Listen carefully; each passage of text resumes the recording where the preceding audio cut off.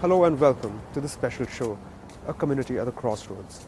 I'm Anirudh Bhattacharya in New York, and behind me you can see the 96th Street Mosque in Manhattan. In recent months, there have been several reports about events relating to domestic terrorism in the United States. In fact, these reports have come in from various places such as New York, Boston, Dallas, North Carolina, even Alabama. These reports have been worrying enough to attract comment from the likes of US Secretary of State Hillary Clinton, as well as the head of Homeland Security. I spoke to various experts to try and gauge the significance of this threat. 2009 was the year of homegrown jihadis in the United States. At least a dozen instances were reported, including planned attacks within the country, as well as jihadi activity abroad.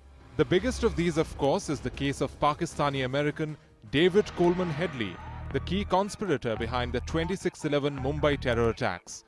In November, a US Army Major, Nidal Malik Hassan, killed 13 people in Fort Hood, while Najibullah Zazi, an Afghan, was accused of a plot to target New York City. Should be a lot of concern. These individuals are going over and learning terrorist techniques and trying to come back to the United States and potentially want to use those techniques here to attack us. So it's something that's critical that law enforcement and intelligence services continue to try to collect that type of intelligence and identify these individuals and then bring them to justice. Analysts believe that even though the trend is worrying, it cannot be used to stereotype the Muslim community in America. There can be many reasons. One is, of course, directly linked to what is happening in Afghanistan and Iraq.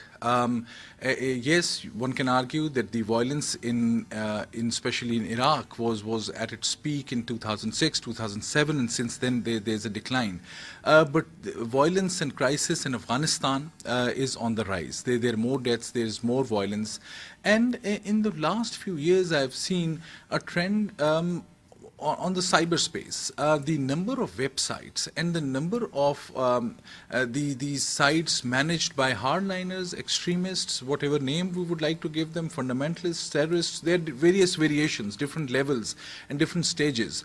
For many youngsters who have limited access to a mainstream mosque or a mainstream religious institution, and there's confusion in the family, as many immigrants are facing those kinds of challenges, and they get hooked to these extremist ideas through cyberspace. Then there's no requirement for them to talk to someone on the phone or to meet a hardliner. It's just the narrative of extremism that influences them.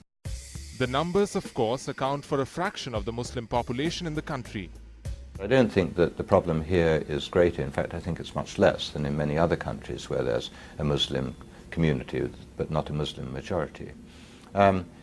We'll see about these 5 people who were arrested in Pakistan. We'll see perhaps in the future what their real intentions were. Maybe they were to fight up there in that area without any intention to come back, being trained to commit attacks in the United States. I'm not saying that that's better to commit these attacks in Afghanistan or Pakistan than to commit them in America, but nonetheless it's slightly different. Similarly, with the people going to Somalia, they may be going there to support the Shabab, the Somali extremist movement. Support for the Somali extremist movement is a significant and very real threat. Minneapolis-based Somali-American Shirwa Ahmed is a proof of that. Shirwa became the first ever American suicide bomber when he claimed 29 victims in Somalia at the end of 2008.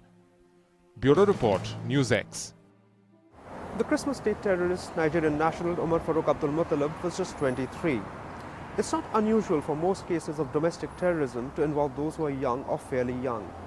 Now, while this fringe element does attract attention, the majority of Muslim youth in this country face a suspicion, even though they may be just as astounded by these instances as the rest of the nation. Late in 2009, America was shaken when it learned that 5 young men from Virginia had traveled to Pakistan for jihad. The group included 2 Pakistani Americans, 2 Yemeni Americans, and an Egyptian American, led by a dental student, Rami Zamzam. What startled everyone was the fact that they were mostly university students from the suburbs of Washington. We were shocked to hear about that. And I think most of the youth, Muslim youth in America, they love sports, they love the Lakers, they play baseball, you know, they're cops, they're lawyers or whatever, and then you hear this and we never hear about it, and we never talk about it. I mean, I was born in here, I was raised here, most of my friends were born and raised here, and when we were growing up, this stuff never really even existed. And so to see that now, it's just shocking. They also don't want everyone categorized on the basis of this group. Strangely enough, I feel like it's the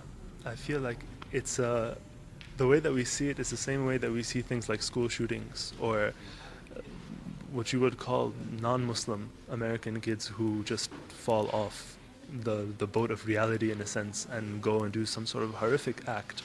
And for us, it's like that. Like, this person just lost it. It has nothing to do with our religion. We think this person's a stark raving lunatic. I mean, for us, we don't think, oh, why would he do that? Where did he find it in the Quran? I don't think these people think about the Quran at all. The developments worry others. It is a concern because I think if you look back immediately after September 11, there was a lot of cooperation between the Muslim community and its organizations on the one side, and the security agencies, the FBI in particular. And so there was a kind of harmonious relationship without too much trouble, regardless of what the media was saying and so on. And over the last year, we are seeing some change. Experts are convinced that American security agencies and the Muslim community need to work together to tackle the menace, and the former needs to be far more sensitive. With Anirudh Bhattacharya in New York, Pathikrit Sen Gupta,